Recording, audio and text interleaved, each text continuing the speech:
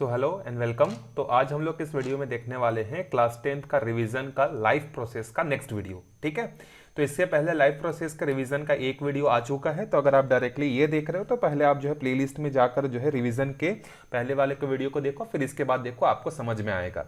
तो आज का जो हमारा टॉपिक है वो है development and growth of male and female body, कि मेल और फीमेल में जो है किस तरीके के एज के साथ जो है चेंजेस होने लगते हैं, इसके बारे में हम लोग जो है डिस्कस जो है करने वाले हैं।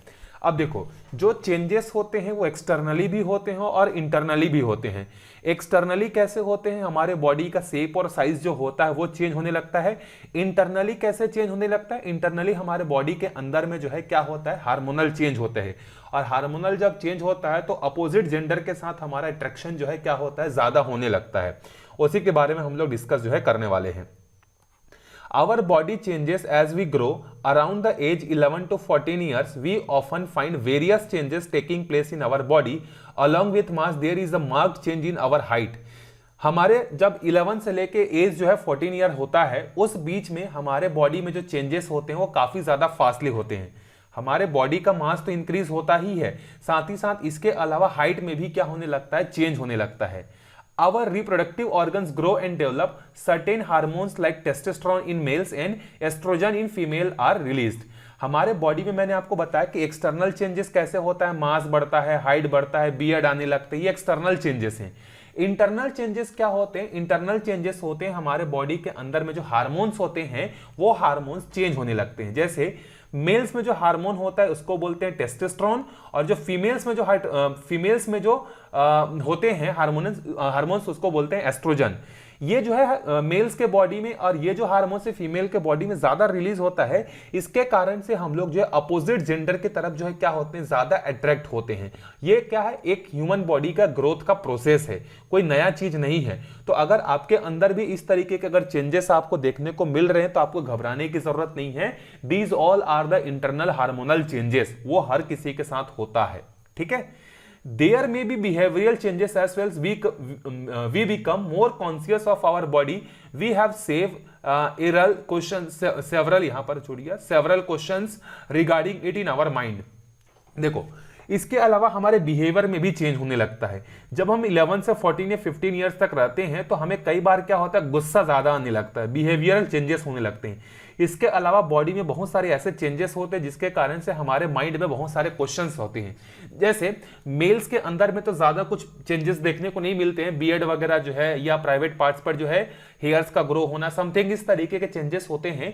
लेकिन फीमेल्स के अंदर में ये चीजें क्या होती हैं, ज्यादा होती हैं। ज्यादा क्यों होती हैं, क्योंकि उनके अंदर जैसे 15 या 14 ईयर्स होता है उसके बाद जो है मेंस्ट्रुएशन साइकिल होना चालू हो जाता है।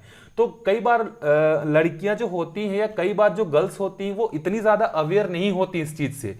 खासकर जो रूरल एरिया में रहने वाले जो गर्ल्स होती हैं उनको इसके बारे में ज्यादा चीजें जो है मालूम नहीं होती हैं। तो जब अचानक से 14-15 ईयर्स या 12-13 ईयर्स आते आते जब उनके अंदर में मेंस्ट्रुएशन साइकिल स्टार्ट हो जाता है तो उसके अंदर में बहुत सारे क्वेश्चन आने लगते हैं कि ये ब्लडिंग क्यों हो रही है, ये चेंजेस क्यों हो रहे हैं, ये मेरे ही साथ क्यों हो रहा है, मेल्स के साथ क्यों नहीं होता, फीमेल्स के साथ क्यों होता है।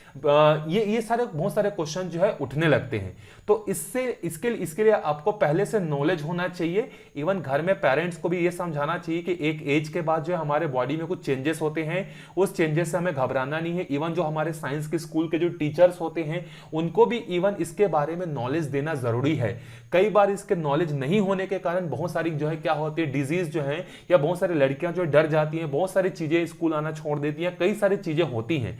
तो बीइंग अ ह्यूमन बीइंग, इसके अलावा बीइंग अ टीचर, हमें सारे स्टूडेंट्स को इसमें चेंजेस के बारे में जो है बताना चाहिए कि हाँ भाई 13-14 ईयर्स के होने के बाद गर्ल्स के अंदर में जो है मेंस्ट्रुएशन साइकिल स्टार्ट हो जाता है। और मेंस्ट्रुएशन साइकिल के कारण जो होता है, जो फीमेल के जो एग्स होते हैं जो कि रिलीज होते हैं, जब उनको मेल का स्पर्म नहीं मिलता है तो इसके कारण से वो क्या होने लगती हैं, वो जो है ब्लड के फॉर्म में जो है खराब ब्लड के फॉर्म में बाहर निकलने लगती हैं। ये एक नेचुरल प्रोसेस है, गर्ल्स के अंदर में होता है, इसमें कोई बहुत बड़ा चीज नहीं है, ऐसा हमें समझाना पड़ेगा। तो ये चेंजेस होने लगते हैं। इसके अलावा this phase of our life is called adolescence, और इस एज को 11 से लेके 14 या 15 साल तक का जो एज होता है, जिस एज से आप गुजर रहे होंगे मे बी अभी, इस एज को जो है एडोलेंसेस वर्ड बोलते हैं। एडोलेशंस वर्ड का मतलब होता है लैटिन में मैच्योर। ये मैच्योरिटी का पीरियड है, क्योंकि इसमें आपको बहुत सारी चीजें जो है क्या करनी पड़ती हैं, देखनी पड़ती हैं। बहुत सारी चीजें आपको यहां पर जानने को जो है मिलती है आपके बॉडी के बारे में। खासकर फीमेल्स जो होती हैं उनको अपने बॉडी के बारे में बहुत सारी चीजें जो है जानने को मिलती है, इसीलिए इसको जो है मैच्योरिटी पीरियड बोलते हैं। क्योंकि इसमें मेल और फीमेल दोनों में मैच्योरिटी जो है धीरे धीरे क्या होने लगती है, डेवलप जो है होने लगती है। ठीक है, तो ये आपको अच्छे से समझना है कि क्यों ऐसा होता है, ये कोई नया चीज नहीं है। In human males voice become low pitches, beard and the moustache start growing. अब देखो, जो मेल्स होते हैं उनकी जो वॉइस होती है वो लो पिच्ड वाली होती है, हाई पिच वाली नहीं होती है। ठीक है, इसके अलावा बियर्ड आने लगते हैं, मोस्टेज स्टार्ट होने लगते हैं, ग्रो होने लगते हैं। जो मूछें होती हैं उसको बोलते हैं मस्टेज बोलते हैं ना, तो बियर्ड हो गए, मोस्टेज हो गए, ये जो है आना चालू हो जाता है। While in females, memory organs grow and become prominent। वही चीज बोल रहा है कि जो मेमोरी ऑर्गन्स होते हैं जिसके कारण से जो है वो ऑफ स्प्रिंग को जनरेट करती हैं, उनमें भी जो है चेंजेस देखने को मिलते हैं। अब यहां पर आप देख सकते हो, ये है आपका रिप्रोडक्टिव सिस्टम ऑफ मेल, और नीचे जो पिक्चर दिख रहा है वो रिप्रोडक्टिव सिस्टम ऑफ फीमेल। आपको एक तो एग्जाम पॉइंट ऑफ व्यू से इसके डायग्राम आपको प्रैक्टिस करने हैं। इसके अलावा ये जो वेरियस पार्ट्स हैं, इसको मैंने जब चैप्टर पढ़ाया था, जब एकदम डिटेल में पढ़ाया था कि क्या होता है, किस तरीके से वर्क होता है, इसके बारे में मैंने समझा दिया था। तो आपको ये जो सेमिनल वर्सिकल क्या होता है, यूरिनरी ट्रैक क्या होता है, ब्लैडर क्या होता है, प्रोस्टेट ग्लैंड क्या होता है, पेनिस क्या होता है, यूरेथा क्या होता है, इसके डायग्राम और इसका नोमेनक्लेचर आपको याद रखना, एग्जाम में आपसे पूछा जा सकता है। ये किस तरीके से ग्रो होता है, किस तरीके से वर्क करता है, ये सारा का सारा चीजें हम लोग जो है डिटेल में चैप्टर में देख चुके हैं। प्लस वहीं पर फीमेल्स का जो रिप्रोडक्टिव सिस्टम होता है उसके ये जो ऑर्गन से वेरियस, चाहे वजीना हो गया, कर्वेक्स हो गया, यूटेरस हो गया, ओवेरी हो गया, फैलोपियन ट्यूब हो गया, ये सब के बारे में जो है आपको डायग्राम प्रैक्टिस करनी है, नीट एंड क्लीन डायग्राम। इसके अलावा आपको इसके पार्ट्स के नाम भी एग्जाम में आपको 1 मार्क्स में 4-5 नंबर के क्वेश्चन में आपको पूछा जा सकता है। ठीक है, the reproductive organs in both male and females mature during adolescence. जब एडोलेंसेस पीरियड आता है तो एडोलेंसेस पीरियड में क्या होता है कि जो मेल का रिप्रोडक्टिव सिस्टम हो चाहे वो फीमेल का रिप्रोडक्टिव सिस्टम हो, दोनों में जो है ग्रोथ देखने को जो है मिलता है। Sperm are produced in the coil tube inside the test. If the coil were opened and laid out, they would around 500 metre long. ये जो हमारे टेस्टिस जो होते हैं, जो मेल्स के अंदर में होता है, इसमें जो है स्पर्म का जो है क्या होने लगता है, प्रोडक्शन होने लगता है। और अगर ये स्पर्म को अगर हम लोग बाहर निकालें तो उससे हम लोग 500 मीटर लंबा जो है क्या बना सकते हैं, रस्सी बना सकते हैं। आप ये समझ लो कि मतलब इन सब स्पर्म्स के पार्ट्स को ज्वाइन करने से 500 मीटर तक की लंबी, मतलब जितनी लंबी रस्सी होती है उतना हम लोग उसको खींच सकते हैं। ठीक है, over 2000 lakh sperms are produce per day. Males के अंदर में हर दिन 20,000 लाख स्पर्म जो होते हैं वो क्या होते हैं, प्रोड्यूस होते हैं। Testes are found hanging in the scrotal sanctum outside the body. Here the temperature is lower than that of our body, helps the sperm to remain preserved.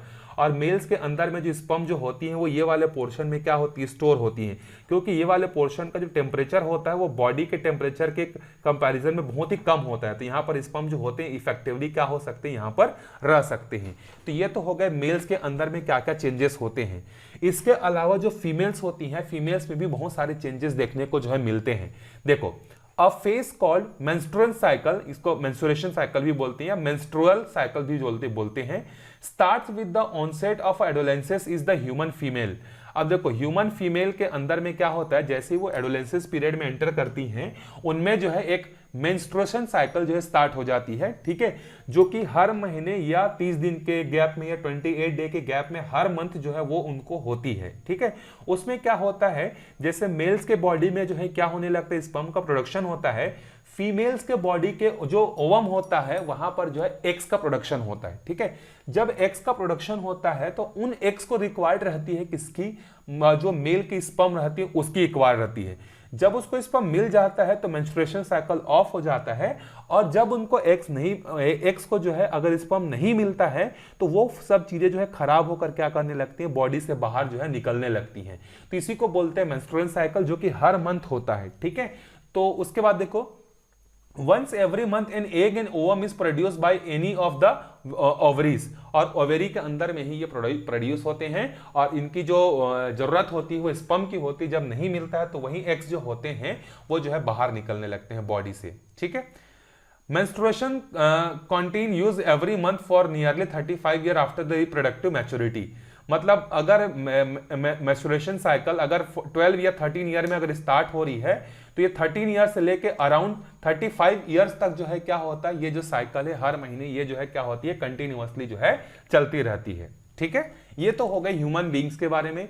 फिर उसके बाद ग्रोथ एंड डेवलपमेंट जो reproductive in plants में किस तरीके से होता है, ये भी हमने चैप्टर में स्पेशली डिस्कस किया हुआ है कि किस तरीके से ऐसा होता है।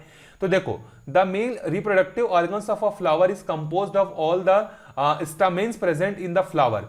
फ्लावर्स के अंदर में भी वहां पर क्या होता है, मेल रिप्रोडक्टिव ऑर्गन होता है और फीमेल रिप्रोडक्टिव ऑर्गन होता है, ठीक है।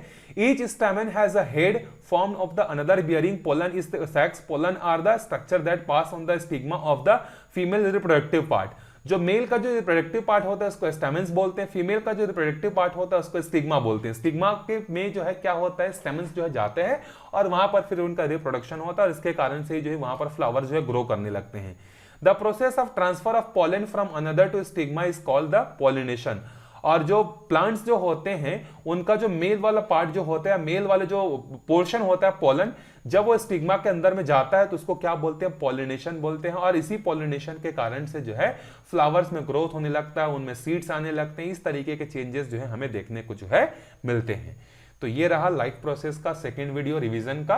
छोटे छोटे पार्ट्स में मैं लेकर आ रहा हूं क्योंकि अगर एक ही लंबा पार्ट्स ले आने से क्या होता है, कई बार हम बोर हो जाते हैं देखते देखते। तो इसीलिए जो है मैं कोशिश करूंगा कि इसको छोटे छोटे पार्ट में 15 मिनट 20 मिनट के पार्ट में ले आऊं ताकि आपका रिवीजन कंटिन्यूअसली जो है होता रहे। तो चैनल का सब्सक्राइब करिए, लोगों तक शेयर कीजिए। एग्जाम नजदीक आ रहा है, मेरे साइड से आपको जो भी हेल्प चाहिए, जो भी डिमांड है आपकी, आप बताइएगा। मैं पूरी कोशिश करूंगा कि आपके लिए लाइव क्लास भी ले आऊं या और भी मेरे साइड से जो भी पॉसिबिलिटी है मैं आपके लिए जरूर डेफिनेटली करूं। तो मिलते हैं अगले वीडियो में, तब तक के लिए बाय बाय।